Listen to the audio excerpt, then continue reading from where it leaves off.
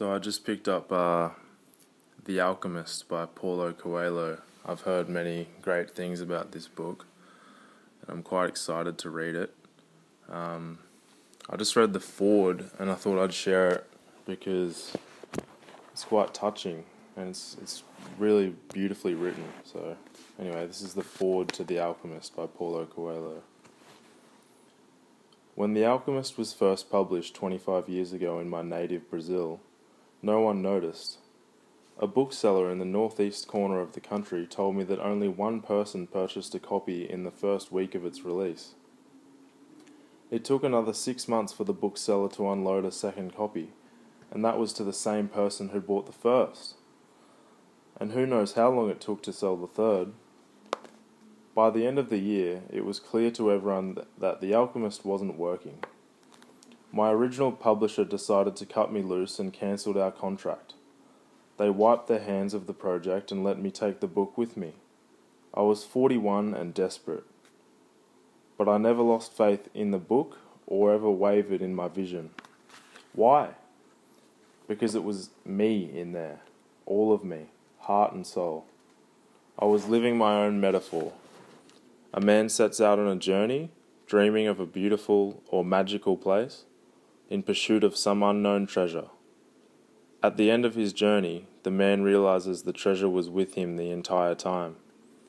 I was following my personal legend, and my treasure was my capacity to write, and I wanted to share this treasure with the world. As I wrote in The Alchemist, when you want something, the whole universe conspires to help you. I started knocking on the doors of other publishers.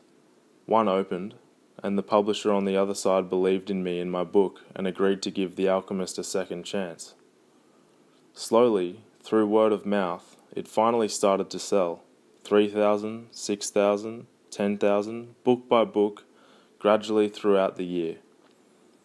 8 months later, an American visiting Brazil picked up a copy of The Alchemist in a local bookstore.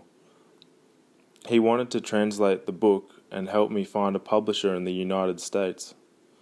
HarperCollins agreed to bring it into an American audience, publishing it with great fanfare, ads in the New York Times and influential news magazines, radio and television interviews. But it still took some time to sell, slowly finding its audience in the United States by word of mouth, just as it did in Brazil. And then one day, Bill Clinton was photographed leaving the White House with a copy. Then Madonna raved about the book to Vanity Fair, and people from different walks of life, from Rush Limbaugh and Will Smith to college students and soccer mums, were suddenly talking about it. The Alchemist became a spontaneous and organic phenomenon. The book hit the New York Times bestseller list, an important milestone for any author, and stayed there for more than 300 weeks. It has since been translated into more than 80 different languages, the most translated book by any living author, and is widely considered one of the 10 best books of the 20th century. People continue to ask me if I knew The Alchemist would be such a huge success. The answer is no. I had no idea. How could I? When I sat down to write The Alchemist, all I knew is that I wanted to write about my soul. I wanted to write about my quest to find my treasure. I wanted to follow the omens, because I knew, even then, that the omens are the language of God. Though The Alchemist is now celebrating its 25th anniversary, it is no relic of the past. The book is still very much alive. Like my heart and like my soul, it continues to live every day, because my heart and soul are in it. And my heart and soul is your heart and soul. I am Santiago, the shepherd boy in search of my treasure, just as you are Santiago, the shepherd boy in search of your own. The story of one person is the story of everyone, and one man's quest is the quest of all of humanity, which is why I believe The Alchemist continues all these years later to resonate with people from different cultures all around the world, touching them emotionally and spiritually, equally, without prejudice. I reread The Alchemist regularly, and when I do, I experienced the same sensations I felt when I wrote it. And here is what I feel. I feel happiness, because it is all of me, and all of you simultaneously. I feel happiness too, because I know I can never be alone. Wherever I go, people understand me. They understand my soul.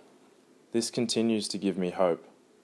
When I read about clashes around the world, political clashes, economic clashes, cultural clashes, I am reminded that it is within our power to build a bridge to be crossed. Even if my neighbour doesn't understand my religion or understand my politics, he can understand my story.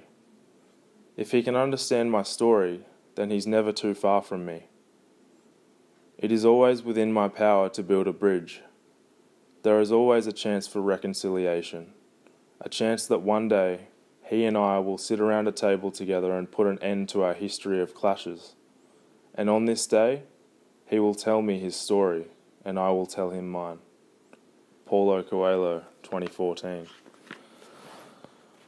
Man, I am excited to read this book. Very excited. Goodbye now. Goodbye now.